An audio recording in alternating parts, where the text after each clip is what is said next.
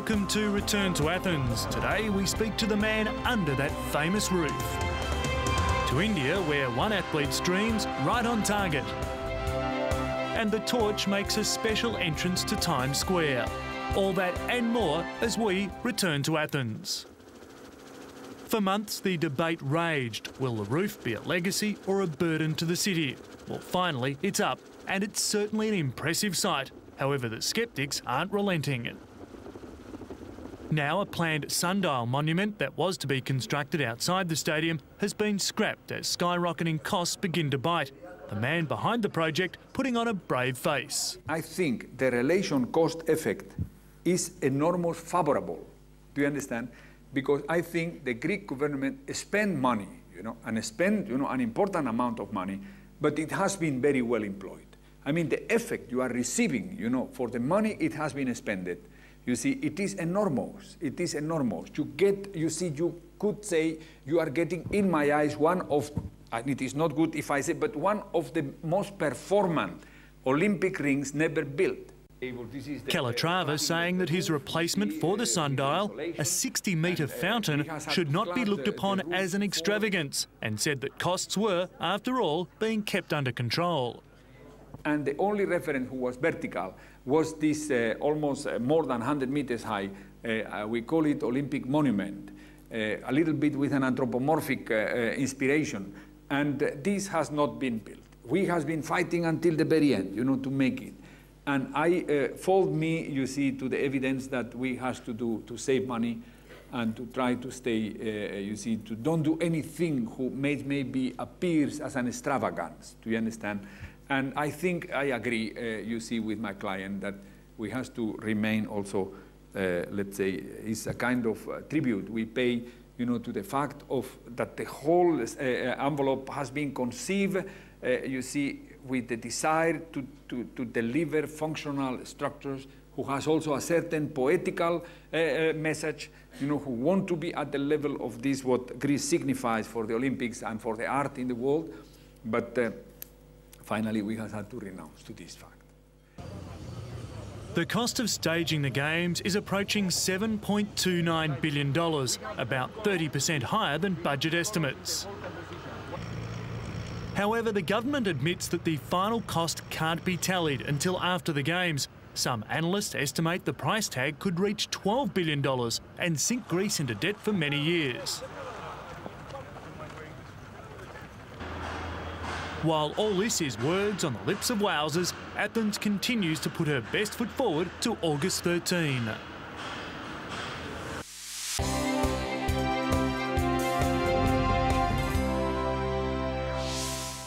On 2 teams to watch, and in Havana, 16 tall young women meet every morning, going through their training drills 7 hours a day, all for just one dig at gold.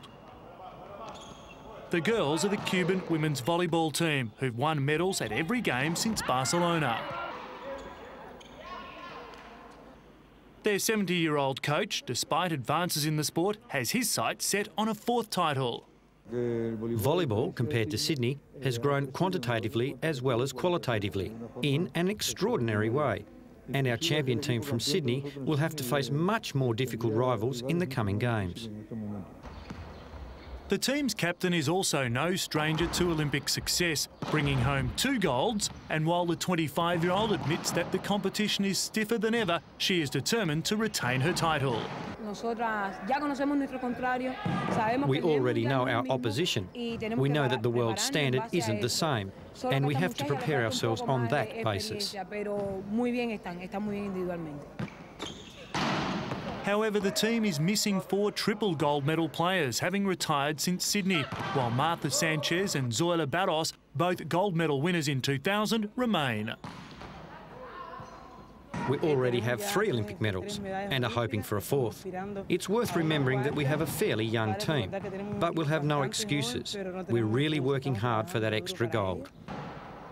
Taking that 4th gold on paper looks to be more difficult. The team was demoted to 6th place in the world rankings last year by the sport's governing body, the FIVB, behind China, the US, Brazil, Russia and Italy. So the girls will have their work cut out for them. There is an old adage that says a champion team will always defeat a team of champions. In the case of the Cuban women's volleyball team, it may apply.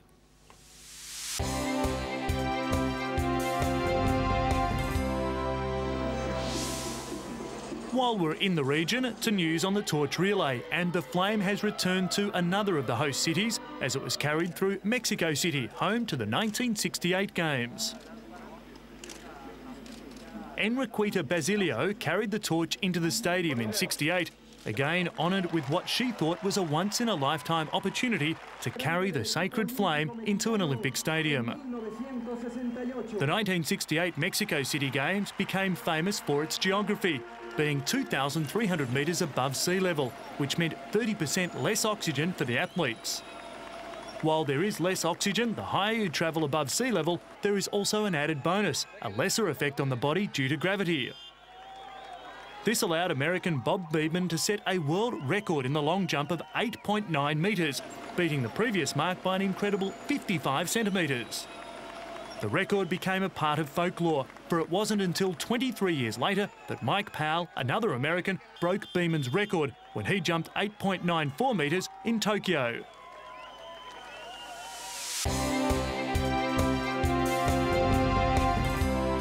Marion Jones called for a public hearing in a bid to delay a possible doping case that could keep her from the Games. First of all, I'd like to thank everybody for coming out today on such short notice. To begin, I wanted the world to have an opportunity to hear from me, not from my lawyers, not from unnamed sources, and not from unsubstantiated leaks, but from me. Let's all review the facts. I have never, ever failed a drug test. I have taken over 160 drug tests. I have taken tests before, during, and after the 2000 Olympics, and have never failed a test. USADA has no information that shows that I have ever failed a test, because simply I have never failed a test. And no information exists anywhere to even suggest that I have ever failed a test. Let me be clear. I am more than happy to answer every question, but I am not going to engage in USADA's secret kangaroo court. I will answer USADA's questions in a public forum that will be open for the entire world to see, hear, and evaluate. For the third time, I will answer all the questions USADA is asking of me. However, this time I will not answer them in secret and behind closed doors. I will answer them in public, in the light of day, so the world can hear the questions, hear my responses, see the information, and see for themselves that I am telling the truth. USADA can ask, and I can answer these questions before the United States Senate, which has shown interest in this matter, or some other public forum modeled after a judicial proceeding. I think it's an extremely unfair process. It's an unfair process that I've stated a number of times, and that if they're gonna condemn an athlete or say an athlete has used performance-enhancing drugs, that they need to show us. We all want to know. I want to know what they have. Why are you dragging my name through the mud? I've stood up several times in front of you all. I've sat down with you guys, my attorneys have, and looked at the information that USADA has. We've all come to the conclusion that it has no connection to me. USADA has no positive tests. They've written us a letter that said that. We've shown it to you. So I think it's an extremely unfair process, and that's the reason I'm standing here today. That's the reason that I call this press conference, is because I want it all made public now. USADA, for some reason, wants to do this all behind closed doors, and I refuse to do that anymore. I've cooperated with them. I've cooperated with the government, and now there's nothing else left to do. They've asked me questions. They've sent a letter to myself and to my attorneys last week asking that we answer these questions again. I will answer these questions again only in front of the public, in a public hearing. Jones then turned her attention to the track after the confrontational week with USADA in connection with the Bay Area Laboratory Cooperative doping scandal, commonly known as BELCO. Out cleanly. But it seems she couldn't get past her personal problems as Jones finished 5th behind winner Inga Miller in the women's 100. Miller produced a late surge to beat Gail Devers, the two-time Olympic champion in the event, who was running in her first 100 metres of the season. Jones consoled herself with victory in the long jump. Fair jumps on all previous 5 attempts. Tries to make the best of it here. Good speed on the runway. Nice tailwind at her back. Didn't get as much of the board on that one and didn't extend as well into the pit. The triple Olympic champion's mark in the final event of the meeting was 6.93 metres. 2.5 on this 6-round attempt for Jones. But there was a strong lineup in the men's 100 metres, including reigning Olympic champion Maurice Green, who has been installed as favourite to retain his title in August. They're out cleanly. Mo Green got a pretty good start. However, Green, like Jones, was also beaten. Sean Crawford clocked the year's fastest 100, running 9.88 to upset the Olympic champion. World record holder Tim Montgomery, Jones's off-track partner, was a disappointing 6th. Montgomery has also received letters from UASDA alleging possible doping violations. As Dwight and I were commenting, this guy's scary as far as talent goes. Olympic champion Stacey Dragila triumphed in the women's pole vault with the bar set at 4.7 metres. 5 inches, a height that's become sort of routine for Dragila this year. And again, she clears easily, just 3/4 of an inch under her own meet record. So nothing else left to do but go straight to the big one. But it was not her day also, as she then missed 3 attempts to clear the bar at a new world record height of 4.88. But Dragila's attempts were not far off, and that record now looks pretty shaky. It's now just a matter of time if Dragila... Returning to the torch relay, and 95-year-old pole vaulter Peter Klentsos, who competed at the Los Angeles Games in 1932, was given the honour of walking with the flame on its return to the City of Angels. Klentsos, nominated to carry the torch by his 71-year-old friend Nicholas Nikolaidis, who wrote to organisers after the two men met at a social gathering for Greek Americans. Well, there was an ad in the paper in one of the grocery stores, and asking for applications for the torch, and I got thrilled immediately because. Born in America to Greek parents, his dual citizenship allowed him to try out for both teams. He failed to make the US squad, but was selected for Greece. So when the day came to compete in the Coliseum and the pole vault, it was on August the 3rd, 1932. I remember it vividly. I was all primed to go, but you have to be right on that one day, see? And I competed there several times before. I'd got 13 feet, 6 inches, and it's just one of those days where things didn't come out right, and I got 7th place. I jumped 12.3 and went out at 12.10, and it was a devastating thing for me. But being in the games was a thrilling thing to see. Klentsos stays fit by walking a kilometre every morning. The veteran, who last visited Athens in 1996, plans to return to watch the games. It's just going to be a thrilling moment for me to carry that torch and know that it's going to end up in Athens. And I think everybody of Hellenic descent is going to be very proud of the fact, too, that they are in Athens. And I think they'll do a good job. I'm not worried about security. I'm not worried about... They say that everything's going to be ready, and I believe them. Klentsos became a star in Europe. He held the Greek pole vault record from 1935 to 50 after clearing 4.06 metres. St Louis was the next city after LA to welcome back the flame, a century after becoming the first American city to host the Games in 1904. Hundreds of people gathered near the St Louis Arch for a special ceremony before the flame commenced a 60-kilometre journey through the metropolitan area. 125 runners were privileged to carry the flame, including former track star and East St Louis native Jackie Joyner-Kersee and gymnast Shannon Miller.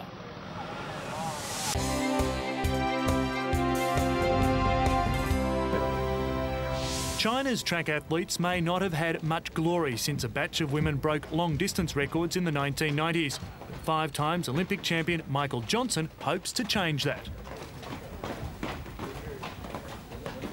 Johnson, who holds world records in the 200 and 400 metres, gave a series of training sessions in Beijing recently to Chinese athletes in the hope that they can improve their medal record ahead of the Athens and Beijing Games.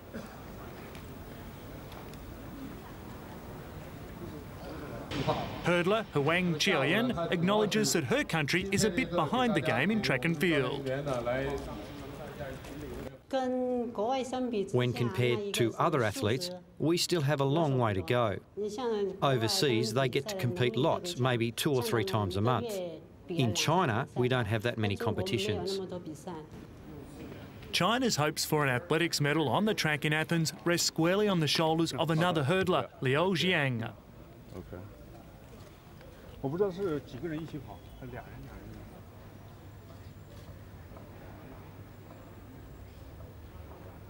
The hurdler unexpectedly won a bronze medal at last year's World Championships and took the silver in the 60 metres hurdles at this year's Indoor World Championships in Budapest. I think that the only athlete that I could really rate would be Liu Qing, and I think that his chances are very good for a medal, and it could possibly even be a gold medal. He has the fastest time in the world this year at 13:06, and you know, he's competed well on the championship level indoors a couple of years ago, and so I think that his chances are very, very good. He's very young and he's obviously very talented. So, you know, but anything can happen at the Olympic level, as we all know. Johnson said China's coaches were hoping for long-term rewards and not quick fixes. I think their focus is long-term, and I think that that's a positive. I mean, there's not. I wouldn't come in here expecting to make a change in any athlete in terms of training between now and Athens, because I think that it would be a distraction to that athlete's training program. We could do some mental conditioning work that may benefit them between now and Athens. And some of the coaches and some of the athletes who will be going to Athens may get that benefit, but I think that their focus is primarily long-term, obviously 2008 being a very important year, and that's what you know, our program is about, long-term benefits and consistency and longevity, and I think that we'll be able to help them long-term moving beyond Athens into Beijing. Johnson was in China as part of a program to bring medalists to the world's most populous country to do training stints of a few days.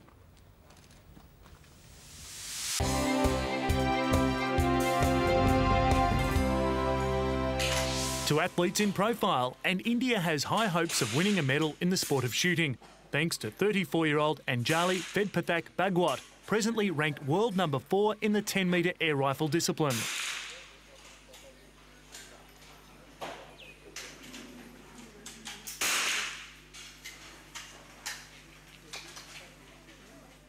Bhagwat, training in India's southern city of Bangalore at the national teams camp before heading off to Europe, says she's in good form. Confidence level is little better, little good, because I have won few medals at the World Cup level, international level, and with the good scores. My scores has been very consistent during the year, and now the preparations are also going very well. We had very good practice in this training camp. We had few training camps before also. We got many exposures during the year, like Asian Championship, 3 World Cups. Now we'll be having 1 more World Cup, and we are planning to go for a broad training somewhere to Bulgaria or Spain to get acclimatized and have a good practice on the electronic targets. So preparations are good, so we are feeling a little confident. And Anjali, who took her country's highest National Games award last year, is also confident of her chances in the rifle 50-metre 3-position discipline, getting a bronze medal in the recent Sydney World Cup.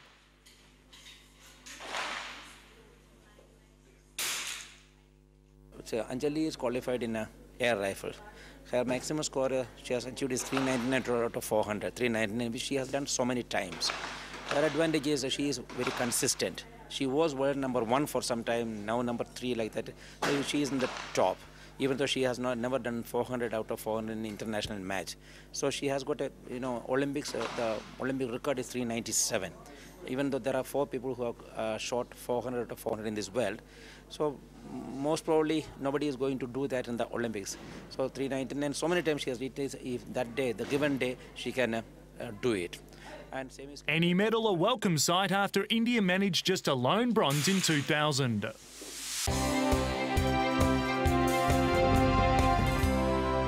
The Olympic flame continued its trek across the United States, this time stopping in the country's most recent host city, Atlanta, home to the Games in 1996. Once again, a cavalcade of former Olympians honoured with carrying the torch. They included Mark Spitz, who met the torch as it arrived in Atlanta, Mary Lou Retton, Bruce Jenner, Gail Devers, Nadia Comaneci and basketball superstar Michael Jordan. The next stop was New York, the United Nations welcoming the flame as it passed through one of the bid cities for 2012. It's the first time that the flame has ever visited the UN. The event echoing a call for an Olympic truce, a cessation of conflict during the time surrounding the Games. In a special ceremony, UN Secretary-General Kofi Annan lit a cauldron from the flame of the torch. The past few years have been difficult and troubling ones for the family of nations. That makes it all the more important that we join forces to give life to our most fundamental and universal ideals, ideals shared by the Olympic movement and the United Nations. The flame then made a spectacular entrance into the city's famous Times Square, greeted by thousands of spectators. New York's Mayor Michael Bloomberg introduced legendary Olympic gymnast Nadia Comaneci, who descended from a nearby skyscraper, supported by wires, carrying the torch. The wires were virtually invisible during the late evening event.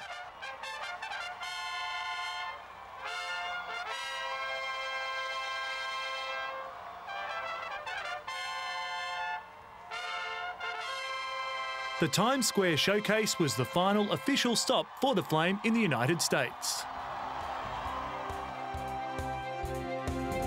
And it's the last stop for us in this edition, but remember to keep watching Return to Athens as we bring you the latest in the behind-the-scenes news and views in the lead-up to Athens 2004.